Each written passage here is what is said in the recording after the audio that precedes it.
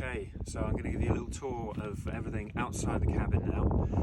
Just a couple of points before you leave. Make sure all appliances are unplugged and lights are off. The reason being, as you may or may not know, there's solar on the roof, but sometimes, this is November, it's not particularly sunny, and that means that the charge doesn't necessarily pick up too quickly, and anything left on could drain the battery. And if the battery's drained, the toilet switches off, which is an issue you don't want to have necessarily when you're staying.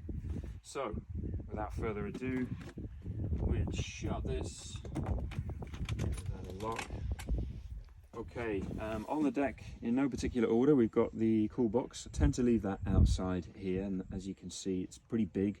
Everything that you need for a couple of days, certainly keep cold, and there's 4 ice boxes in there, ice packs, sorry. So this is the deck. You can see there's a little fence around here. We were a bit late putting that up. Again, there's a little telltale sign on the decking here. Sheep's left us little gifts. In fact, there's one left over there. So let's go on a little tour. Follow me.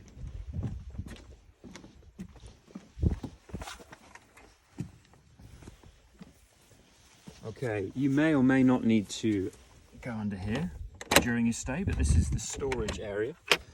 Excuse me. This is where you will find the battery area with all the electronics that you don't need to worry about touching, but just so you know, that's where things are stored, that side. Over here we've got various bits and pieces. If you are in ever need of more logs, this is where they'll be kept, along with kindling and also barbecue material, including charcoal and then other bits and pieces, barbecue accessories. So that's kind of it. There is cleaning stuff here, but you don't need to worry about that. Just make sure this is shut every time you're finished using it, if you do go under here, and that keeps things dry. Follow me around here. You're welcome to chill out on this part of the farm as well. As you probably know, there's 200 acres, so I welcome you to go and explore and have a look around. What's going on at the back here? So this is the water butt, and the water for the kitchen, the push button, comes from here. Again, you don't need to do anything with it, I'm just giving you a heads up.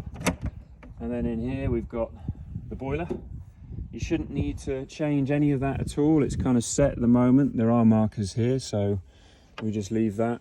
This keeps the elements off it, fireproofed. And then we've got gas right here. If ever you were to run out of gas, you can switch this over and it will turn on the other tank.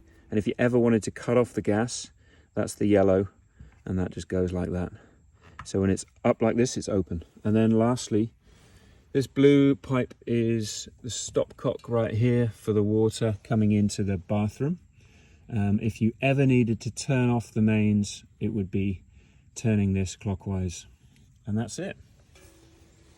Enjoy your stay. As I said, you're welcome to roam and have a look around. There's plenty of bridle ways to explore, and equally, just so you know, your car is going to be parked just to the right of that barn over there.